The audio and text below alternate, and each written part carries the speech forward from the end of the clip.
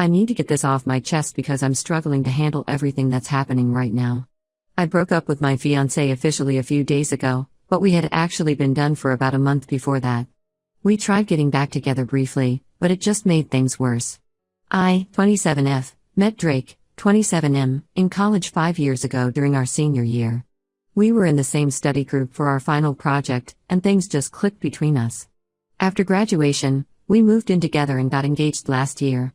The proposal was perfect. He took me to the beach where we had our first date, got down on one knee, and promised me forever. I thought I had found my soulmate. But our relationship had been rocky for a long time before the engagement. The main issue was his emotional manipulation. Every time I tried to bring up problems in our relationship, he would turn it around on me. He'd say I was being too sensitive or that I was imagining things. If I ever tried to leave, he would threaten to harm himself. The first time this happened was 2 years ago. I had found suspicious messages on his phone from a female coworker. When I confronted him, he deleted them and said I was being paranoid. I tried to leave that night, and he took a bunch of pills. I had to call an ambulance. After that, I was terrified to ever bring up any issues. This pattern continued for years. He would stop eating, skip work, and basically destroy his life until I came back. Each time, I would give in because I couldn't bear the thought of him hurting himself. We had built a whole life together, shared an apartment, had the same friend group, and were planning our wedding for next spring. Our families were close, and his mom treated me like a daughter. The breaking point came when I found out he had been lying about going to therapy. 6 months ago, after another one of his episodes, I gave him an ultimatum: either he get professional help or I'm done. He agreed readily, and I thought finally things would change. I helped him find a therapist, set up the appointments, and even drove him there every week because his car was in the shop. Last month, I stopped by the therapist's office to reschedule his appointment because we had a wedding to attend. The receptionist had no idea who I was talking about. They had no record of Drake ever being a patient there. When I called other therapy offices in our area, it was the same story. He had been sitting in parking lots during those times, pretending to attend therapy. When I confronted him, he broke down crying. He admitted he hadn't gone to a single session. He said he was afraid the therapist would tell him there was something wrong with him, that he was too scared to talk to a stranger about his problems. He promised he would really go this time, but I was done. All the trust was gone. I packed my things when he was at work and moved in with my best friend Sarah temporarily. That night, he showed up at her place, crying and causing a scene. He kept saying he would die without me. Sarah had to threaten to call the police before he would leave. He got his mother involved, who kept calling and texting me about how devastated he was. She said he wasn't eating or sleeping, that he might lose his job because he couldn't focus at work. About 3 weeks into our separation, he seemed to be doing better. He texted me saying he had actually gone to a therapy session, with proof this time, and was working on himself. Like an idiot, I agreed to try again. We lasted 2 days before I caught him checking my phone while I was in the shower. He said he needed to make sure I hadn't been talking to other guys while we were apart. That's when I ended things for good. Here's where everything gets complicated. During our month apart, I started talking to Matt at my gym. He teaches the morning kickboxing class I attend. It started with just casual conversation after class, but we really connected. He had gone through a bad breakup himself 6 months ago, so we bonded over that. We began texting regularly, and I found myself looking forward to our conversations more and more. Matt knew about my situation with Drake and was very understanding. He didn't pressure me for anything more than friendship, but there was definitely attraction on both sides. We started getting coffee after gym sessions and could talk for hours. He made me feel heard and respected in a way I hadn't experienced in years. But Drake found out about Matt through our mutual friends. He completely lost it. He showed up at my workplace during lunch hour, screaming about how I was cheating on him. My coworkers had to escort him out. Then he started sending me hundreds of messages, alternating between threatening to hurt himself and accusing me of having an affair with Matt while we were still together. I showed Matt the messages, and he offered to back off if it would make things easier for me. But honestly, being around him is the only thing keeping me sane right now. Drake has been telling everyone that I moved on too quickly, that I must have been emotionally cheating during our relationship. Some of our mutual friends are starting to believe him. Drake keeps saying we're just on a break and that he'll wait for me forever. He's messaging my family members, telling them I'm having a mental breakdown and need intervention. My mom actually started believing him until I showed her some of his manipulative messages. He even contacted my younger sister on Instagram, telling her to convince me to come back home. I know it might seem fast to be talking to someone new, but I checked out of my relationship with Drake months ago. I only stayed because I was afraid of what he might do to himself. Matt understands this and says he'll wait until I'm ready, but I feel guilty for even considering starting something new while Drake is spiraling. I need advice. Should I completely cut contact with Drake? What about our mutual friends who think I'm the villain in this situation? And am I wrong for wanting to explore things with Matt? The guilt is eating me alive, but I also know I deserve to be happy. Update 1: I never thought things could get worse, but they did. A lot has happened in the past 2 weeks, and I need to get it all out. Drake actually attempted suicide 3 days after my last post. He took a bunch of pills with alcohol and ended up in the hospital. His sister called me at 2 a.m. to tell me he was in the ICU. The doctors had to pump his stomach, and they weren't sure if he would make it through the night. His family completely blamed me. His mom was hysterical at the hospital, screaming at me about how I had destroyed her son. His sister Amy showed up at my workplace the next day, causing such a scene that my manager had to call security. She was yelling about how I had abandoned Drake when he needed me most, how I was heartless for moving on with some gym instructor while her brother was fighting for his life. The whole incident forced me to take a step back from everything. I felt so guilty that I told Matt we needed to pause whatever was developing between us. He was understanding, but I could tell he was disappointed. He said he would give me space but reminded me that Drake's actions weren't my fault. Still, I couldn't handle the thought of pursuing anything romantic while Drake was in the hospital because of me. I visited Drake in the hospital once he was stable. His family didn't want me there, but the doctor said he was asking for me. He looked terrible, pale, with dark circles under his eyes. He cried when he saw me and promised he would change, that he would do anything to get me back. I felt horrible seeing him like that. But then something completely unexpected happened. 2 days after Drake was admitted to the hospital, I got a message from Lisa, one of his coworkers. She said she had something important to tell me and asked if we could meet. I agreed to meet her at a coffee shop near the hospital. What Lisa told me turned my world upside down. Drake had been seeing Amanda, another woman from their office, for the past 3 months while we were still together. Apparently, everyone at his workplace knew about it. Lisa showed me screenshots of conversations between Drake and Amanda that another coworker had sent her. In these messages, Drake told Amanda that our relationship was already over and he was just trying to find the right time to tell me. There were pictures of them together at office parties, messages about their romantic dates, and even discussions about their future together. All of this was happening while he was simultaneously begging me not to leave him and threatening to hurt himself if I did. The timestamps on some messages showed he was texting her loving messages on the same days he was having breakdowns over our relationship. When I confronted Drake about this at the hospital, he tried to deny it at first. Then he claimed Amanda was just offering emotional support because I had been distant. Finally, when I showed him the screenshots Lisa had given me, he broke down and admitted everything. He said he was scared of losing me and that Amanda meant nothing to him. He tried to blame it on his depression and fear of abandonment. His family's attitude completely changed after this revelation. His sister Amy came to my workplace again, this time to apologize. She admitted that Drake had a history of manipulative behavior that the family had enabled. Even our mutual friends who had sided with him started reaching out to apologize. Many of them admitted they had suspected something was going on with Amanda but didn't want to get involved. I was devastated but also relieved in a way. All those times he accused me of cheating with Matt, he was projecting his own guilt. His suicide attempt felt less like genuine despair and more like another manipulation tactic. I realized that not only had he been emotionally blackmailing me with threats of self-harm, but he had also been gaslighting me about his own infidelity.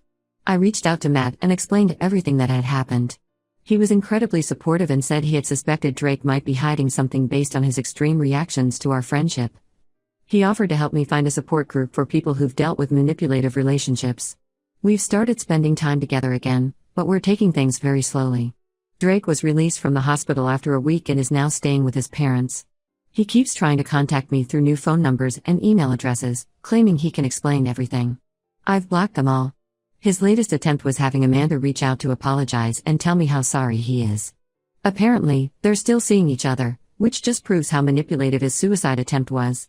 He wasn't trying to end his life because he lost me, he was trying to keep control over me while maintaining his relationship with her. I'm still trying to process everything that's happened. Part of me feels like an idiot for not seeing the signs earlier. Another part feels angry at everyone who knew about his relationship with Amanda but never told me. But mostly, I feel free. The guilt that was eating me alive about Matt is gone. I know now that I deserve better than what Drake put me through. Update 2: I thought I had seen all the twists this situation could throw at me, But I was wrong.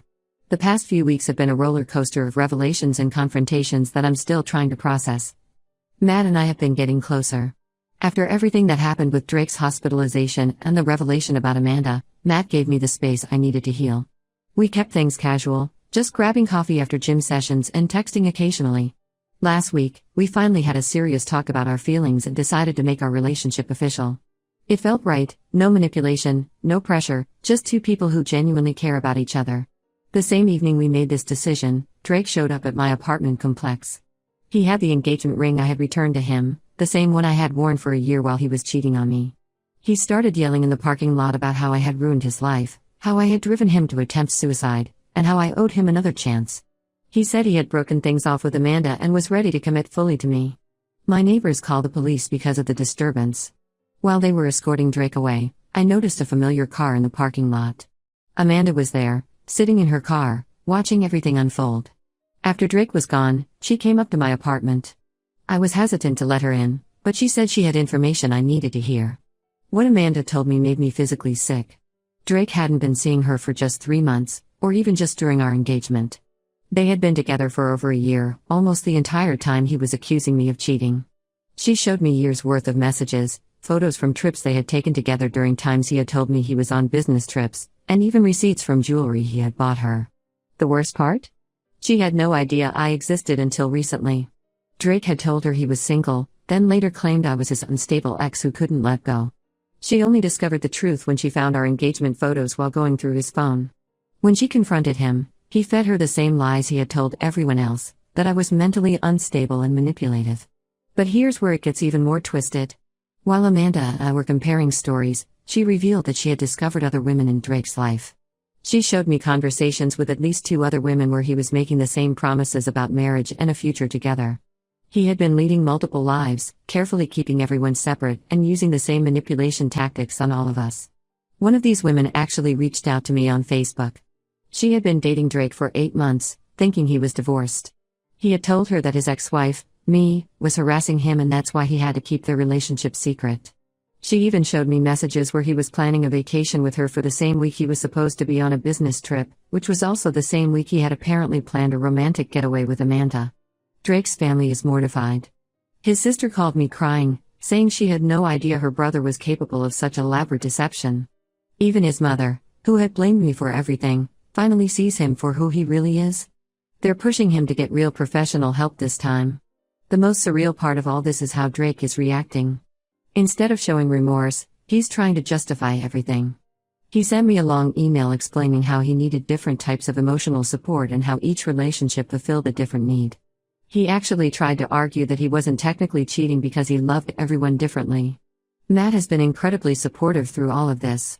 When I showed him Drake's email, he helped me set up additional security measures on my social media and devices.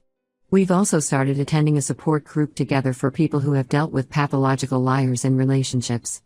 I'm still processing everything, but for the first time, I feel like I can see the situation clearly. Drake didn't just cheat, he created an entire web of lies and manipulation that affected multiple people. His suicide attempt wasn't about losing me, it was about losing control of the narrative he had carefully constructed.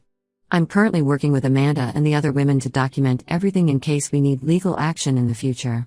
Drake's behavior has become increasingly erratic since all of this came to light, and we want to be prepared. Update 3: It's been 3 months since everything came to light, and my life has completely transformed. I wanted to give one final update because so many people have reached out asking how things turned out. After discovering the full extent of Drake's deception, I filed for a restraining order. The evidence Amanda and the other women helped me gather made the process surprisingly straightforward. The judge was particularly concerned about his pattern of showing up at my workplace and home after I had explicitly told him to stop contacting me. Matt and I are still together, and things are going really well. He's been incredibly patient with all my trust issues and never makes me feel guilty about my past. We've been taking things slowly, but last week we decided to move in together. Some people might think it's too fast, but after experiencing such a toxic relationship, I finally understand what a healthy one feels like. Amanda and I have actually become close friends. We meet weekly for coffee and help each other process everything that happened. She started dating someone new who knows our whole history and is very understanding. The other women Drake was involved with have also moved on with their lives, though we keep in touch to support each other. Most of our mutual friends have apologized for believing Drake's lies. Some friendships couldn't be salvaged, particularly those who knew about his affairs but never told me. I've learned who my true friends are through all this. Sarah, my best friend who let me stay with her after the breakup, has been amazing. She and Matt get along great, which makes everything easier. Drake's family has completely cut ties with him. His sister told me he's moved to another city after losing his job. Apparently, his workplace found out about how he had been manipulating multiple co-workers and decided he was too much of a liability. His mother occasionally texts me to apologize again for how she treated me during his hospital stay. The last I heard, Drake is supposedly getting real therapy this time and has joined some kind of program for compulsive liars. I don't know if that's true, and honestly, I don't care anymore. I've finally stopped feeling guilty about his suicide attempt and other threats of self-harm. The support group Matt and I attend has helped me understand that I was never responsible for Drake's actions. Matt and I have started planning our future together. We're looking at apartments and talking about getting a dog. It feels surreal to be in a relationship where I don't have to constantly check my partner's phone or worry about being manipulated. Matt encourages me to maintain my friendships and hobbies, something Drake always tried to prevent. The restraining order is still in place, and Drake hasn't tried to contact me in over a month. Sometimes I still get anxiety when I see a car that looks like his or when I get a call from an unknown number, but these moments are becoming less frequent. The support group has taught me techniques to handle these triggers. I'm just grateful I got out when I did. Looking back, I can see all the red flags I missed or ignored. But I'm not beating myself up about it anymore. Instead, I'm focusing on building a new life with someone who respects and values me. Sometimes the worst experiences lead you to exactly where you need to be. To everyone who supported me through this journey, thank you. Your comments and messages helped me stay strong when I was doubting myself. And to anyone going through something similar, it does get better. You just have to be brave enough to walk away.